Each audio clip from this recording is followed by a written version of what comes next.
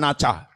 ये परमेश्वर का अनुवाद है, लेकिन तेरा अनुवाद यह है कि मैं निकम्मों की तरह नाचा। मैं निकम्मों की तरह नहीं नाचा, बल्कि मैं राजाओं के राजा के लिए राजा की तरह नाचा हूं। और मैं यहोवा के सम्मुख इसी प्रकार नाचा करूंगा, इसी प्रकार नाचा करूंगा। अच्छा, आगे क्या होता है? और मैं इससे भी अधिक तुच्छ बनूंगा। अगर तेरा अनुवाद यह है कि मैं निकम्मे की तरह नाचा, तो मैं और भी अधिक तुच्छ बन जाऊंगा, और भी अधिक नीचा बन जाऊंगा, निकम्मा बन जाऊंगा तेरे हिसाब से। हालेलुया। आपको अपने आप को, सुनो, आपको अपने आप को सबके हिसाब से फिट करने और रखने और चिकना करने की जरूरत नहीं है। आपको सबके हिसाब से कपड़े पहनने की जरूरत नहीं है।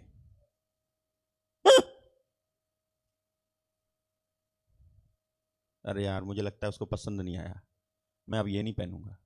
हालेलुया। जब तक प्रभु को बुरा ना लगे, तब तक दूसरों को जितना भी बुरा लगता रहे तो वो करता रहे। जिस दिन प्रभु को बुरा लगे उस दिन बंद कर दे।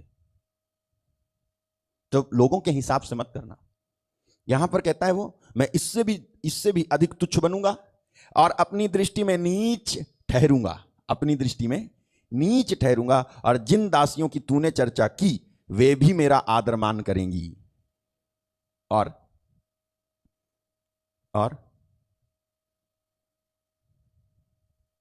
और शाऊल की बेटी मीकल मरने के दिन तक कोई संतान नहीं हुई। शाऊल की बेटी मीकल के मरने के दिन तक कोई संतान नहीं हुई। क्यों? क्योंकि उसने दाऊद के बारे में जो समझा था, वैसा परमेश्वर ने दाऊद के बारे में नहीं समझा था। दाऊद था परमेश्वर का अभिषिक्त, और जब कोई परमेश्वर की ओर से अभिषिक्त होता है और आप उसके खिलाफ में रॉन्ग ट्रांसलेशन करते हो, आप उसके खिलाफ में गलत अनुवाद करते हो, गलत बातें फैलाते हो, तो आप बांझ हो जाओगे। बोलो आमीन। यानी ऐसा ही हो। बिल्कुल बिल्कुल। आप जब प्रभु के सेवक के खिलाफ में बोलोगे तो आप बांझ हो जाओगे। आपकी जमीन बांझ हो जाएगी, आपकी बीवी बांझ हो जाएगी, आपका पति बांझ हो जाएगा। नहीं भैया, औरतें ही बच्चे पैदा करती तो औरत बांझ होगी, पति कैसे बांझ होगा? अरे बांझ का मतलब समझते हो? कुछ पैदा नहीं होता, कुछ उन्नति नहीं होती, कुछ प्रगति नहीं होती, कुछ बढ़ोतरी नहीं होती।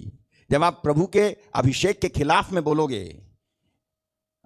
जब आप प्रभु के अभिषेक के खिलाफ में बोलोगे, तो बांझपन की दशा रेंगते हुए आपके जीवन में आएगी जरूर। और ये ऐसे आएगी कि आप मरते मरते मर जाओगे, लेकिन कभी इस बांझपन से बाहर नहीं आ पाओगे। क्यों?